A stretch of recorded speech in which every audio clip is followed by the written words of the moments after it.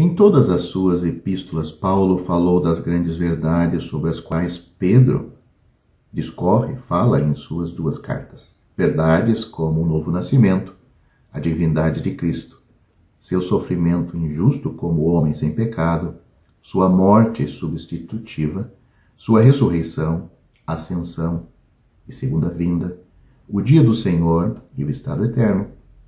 Certas verdades bíblicas são tão difíceis de entender. É o caso da Trindade, da eleição divina, do livre-arbítrio, do mistério do sofrimento e assim por diante. Não nos devemos perturbar por encontrar na Bíblia questões que estão acima da nossa compreensão.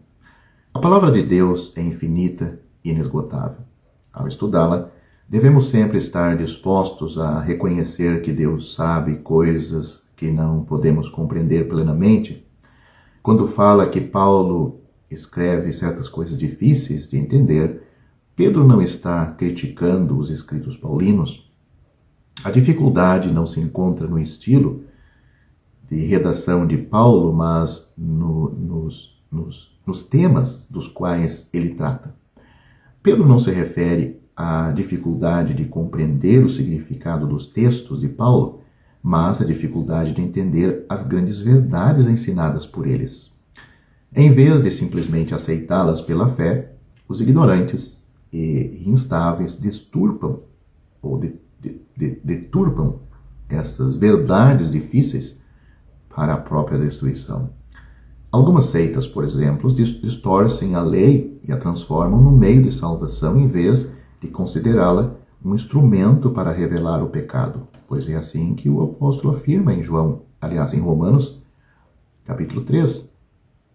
Outras consideram o batismo como porta de entrada para o céu. Deturpam não apenas textos de Paulo, mas também outras passagens das Escrituras.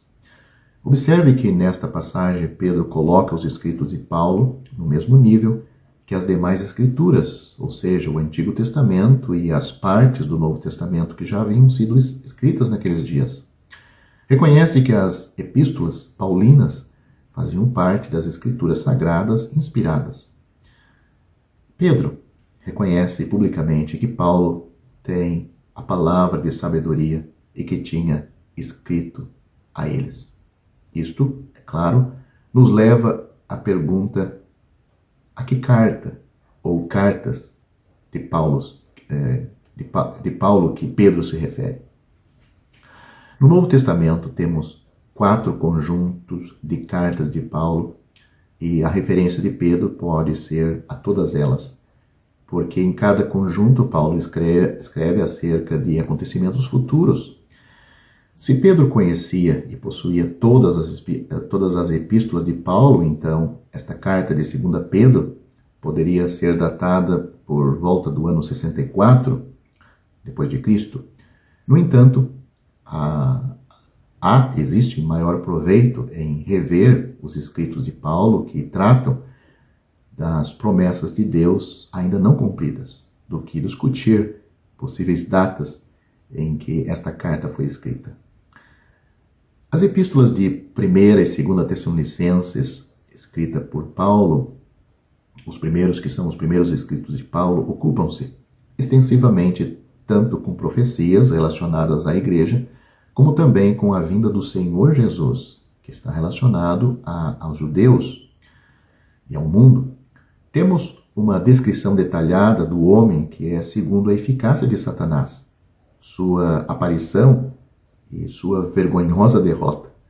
Depois temos os escritos lógicos e doutrinários, provavelmente o próximo grupo de cartas em ordem cronológica seria Romanos, Gálatas, 1ª e 2ª Coríntios. Estão permeados de passagens associadas com as promessas de Deus ainda não cumpridas, e algumas delas tratam plenamente e doutrinariamente dos erros dos falsos mestres e, de um modo geral, dão um esboço da futura agregação de Israel. O terceiro grupo de cartas é conhecida como as cartas da prisão do apóstolo Paulo, que é Efésios, Colossenses, Filipenses e Filemon, também contém certas afirmações sobre o futuro, onde o Senhor Jesus é cabeça de todas as coisas e sobre ele estão todas as coisas na dispensação da plenitude dos tempos. Leia, por exemplo, Efésios capítulo 1, versículo 10. Ele é a imagem do Deus invisível, Colossenses capítulo 1, versículo 15. E a reconciliação final de todas as coisas será efetuada por ele, por Cristo e para ele. Os ensinos futurísticos referem-se principalmente a Cristo e a sua igreja. O último grupo de cartas preservadas são chamadas de cartas pastorais, nas quais aparecem a descrição do Senhor Jesus como nosso Deus e Salvador, descrição também usada em 2 Pedro. Ambos os escritores, Paulo e Pedro, relacionam este título da mesma maneira. A grande glória futura, você pode ler Tito capítulo 2, versículo 13, 1 Timóteo capítulo 1, versículo 17, 2 Timóteo capítulo 1, versículo 12, fala aquele dia, também 2 Timóteo capítulo 4, versículo 8 e 18. Não temos destacado todas as referências feitas por Paulo nas suas epístolas, mas somente aquelas que confirmam que o ensino profético de ambos, ou seja, Pedro e Paulo, eram o mesmo.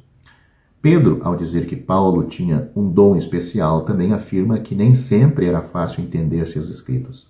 Parece que os tessalonicenses estavam um pouco confusos, não somente por causa do que Paulo escrevera, mas também por causa de outros que interpretaram mal a Paulo e seus ensinos. Fato que motivou Paulo a escrever 2 Tessalonicenses. Pode ser também, como alguns sugerem, que Paulo está se referindo à epístola aos Hebreus, como se fosse uma das epístolas de Paulo. Se Pedro inclui todos os escritos de Paulo, ou apenas os escritos que chegaram às suas mãos, não importa. O importante é que ambos, homens eminentes e úteis servos de Deus, estavam em total e completo acordo sobre o ensino que Deus não pode mentir. Tito capítulo 1, versículo 2. E que ele, Deus, cumpre todas as suas promessas na hora certa, sem tardar. A doutrina de Paulo não foi mal entendida por Pedro, mas, diz Pedro, existem aqueles que não somente a entenderam mal, ou não entenderam, mas também usaram mal as epístolas de Paulo, como fazem todos os outros livros, fazem com todos os outros livros das Sagradas Escrituras. Ao usar essa expressão, Pedro estava aceitando as epístolas de Paulo como iguais aos escritos sagrados.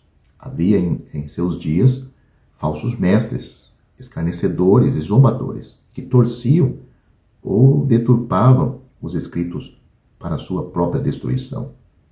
Faziam isto visando o lucro, mas na realidade isto resultou na sua própria destruição. Haviam seguido o caminho de Balaão, como Judas fala, e também aqui Pedro fala nesta mesma epístola, 2 Pedro capítulo 2, versículo 15. Nas cartas de Paulo, temos exemplos de tais pessoas. Ele fala alguns em Corinto, 1 Coríntios capítulo 15, versículo 12. Ele fala de dois homens, Emineu e Fileto, em 2 Timóteo capítulo 2, versículo 17. Ele fala também dos indoutos e não ensinados, que seria um antônimo de um verdadeiro discípulo, e os instáveis e volúveis, enganando almas inconstantes. 2 Pedro capítulo 2, versículo 14. Essa descrição cabe bem aos falsos mestres e seus seguidores. Os falsos mestres sempre aprendendo e nunca chegam a um conhecimento da verdade. E persuadindo ou enganando almas inconstantes. O fim deles, sem dúvida, é a perdição. Esta palavra perdição, que no grego seria apoleia, É usada nesta epístola de Pedro 6 vezes. No capítulo 2, versículo 1 aparece 2 vezes, também uma vez no versículo 2, versículo 3, no capítulo 3, versículo 7 e versículo 16, e é traduzida por dissolução e perdição. Descreve bem o que é imprestável e inútil, o que perece e se destrói de dentro para fora. Dos tais nada é aproveitável quando isso acontece. O que Pedro quis dizer na sua epístola é que alguns entendiam mal a carta de Paulo e não tinham luz da parte de Deus, deturparam sua palavra, do mesmo modo que algo é arrancado à força das mãos de uma pessoa. Fazendo assim, eles estavam destruindo a si mesmos e não se edificando. Destruição é o oposto de edificação. Se você não está sendo edificado, está sendo destruído. Ao agir assim, você não será edificado, mas terá sua obra destruída. Portanto, esses 2 versículos não nos diz que um homem pode perecer depois de salvo. Eles descrevem aqueles cuja obra e viver após o conhecimento não são aperfeiçoados e que são incapazes de ser edificados dia a dia. Se deturpar a carta de Paulo ou de Pedro, você estará destruindo o que já tem.